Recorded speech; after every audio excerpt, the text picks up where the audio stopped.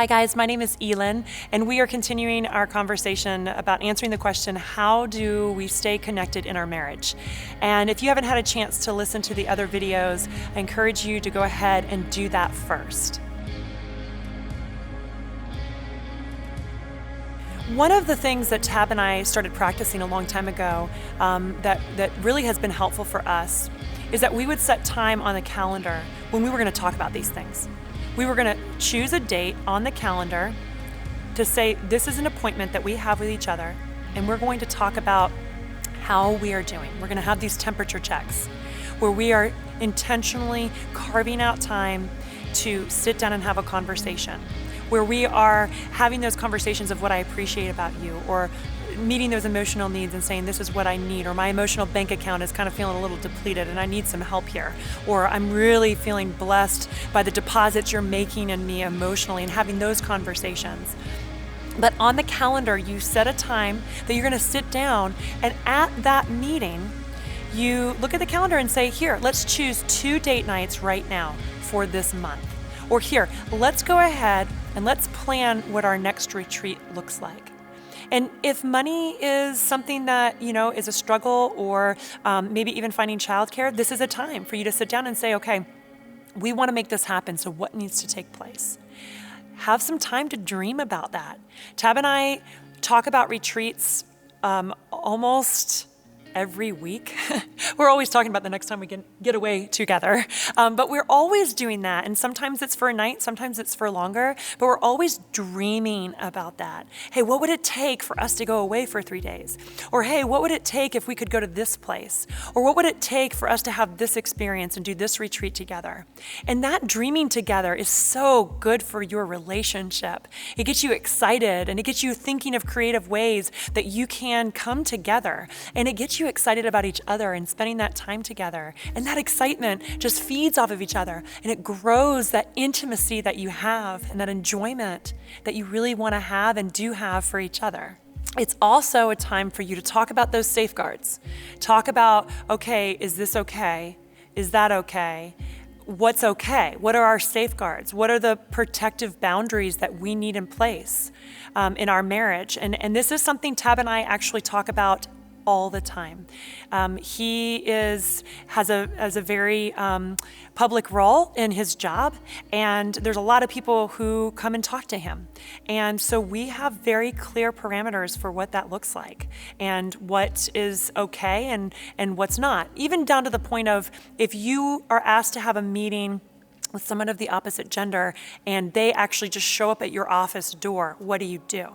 And we've worked through that, like leave the door open, make sure all the blinds are open, make sure if you feel uncomfortable in any way that you step up and move out. I mean, we have literally come up with step-by-step things to equip us, both individually and to get on the same page for what the other person sees as appropriate and inappropriate. And we come to an agreement there together. Okay, so now it is your turn. And what I want to encourage you to do right now is to take as much time as you need to get out a calendar. Maybe you have a family calendar, like my family. We actually use ours on our phones, so you have an electronic one, that's great. Maybe you have a paper one, or maybe you have multiple different calendars and you need to kind of make one work for your family. But whatever that looks like for you, in just a few moments, what I want you to do is take some time, get out a calendar, and set a few dates. Okay, there are a few things specifically that I want to encourage you to go ahead and put on the calendar now. The first one is, I want you to choose at least 2 date nights for the next 3 months. That means 2 each month. So whatever month you're in when you're watching this, go ahead and look and see, can we fit in another date or 2, depending on where you are in the month, for this month? Then pull out the next month's calendar, do the same thing. And then the third month's calendar, and do the same thing. And as you get into a rhythm with this, you'll start to get in the habit where at the end of 1 month, you'll go ahead and look forward to the next month and say, okay, this is what we're going to do next month. But this is just a good practice to get you in the habit of being intentional about setting dates. Don't worry right now about where you'll go, what you'll do, or if you have children at home, what you're going to do with the kids. Just in this moment, just choose the dates now and focus on one at a time on those other components. The second thing I want you to work on with your calendars, I want you to choose at least one time when you're going to do a retreat. Now, if you want to be really aggressive, you can go ahead and plan 2 or 3 retreats. Or at the very least, look at the months in which those retreats could take place and then decide at a later date when you're going to sit together and talk about what those look like. But at the very least, during this conversation right now that you're about to have the conversation about your very first retreat.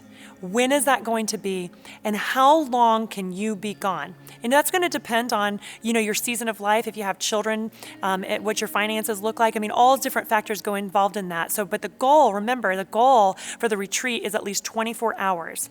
So go ahead, and after you choose your date nights for the next 3 months, go ahead and choose a date for your first retreat. Talk about what do you want to do? What kind of things do you want to talk about on your retreat? And just start dreaming together. Get that date, that retreat on the calendar now. Okay, and the last date I want you to set is I want you to set a date for when you're going to have a temperature check. Remember, the temperature check is when you talk about the safeguards you have in your marriage. It's when you talk about how things are going. It's when you talk about, the expectations you have on how often, you're going to be intimate, or how things are going emotionally. How is your emotional bank account doing? It's also a time for you to talk about important things or dreams that you have as a couple, as a family. It's also a time for you to appreciate one another and share the needs that you have. Go ahead and in this moment here in just a few seconds, when you get your calendar out, choose one day a month where you're specifically coming together. Now, this is separate from your date night and it's separate from your retreats.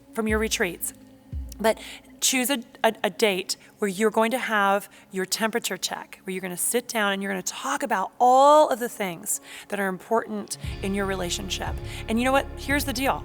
Write it on the paper, but more than that, make sure you honor this as an appointment, just like you would honor any appointment anywhere else in your life, because this is the most important appointment for your marriage. So make sure that you have that time together. Okay, so right now, we're coming to the end of this video. And when it's finished, go ahead, get those date nights on the calendar, get at least that first retreat on the calendar, and go ahead and set that first date for your temperature check. And if you want to take it a step further, after you choose those dates, and if you have time right now, go ahead and have your first temperature check. Go ahead and talk about how things are going in your relationship, in your intimate life together. If you have to rewind. If you need some help on how to have those conversations, hopefully this video has helped you with that.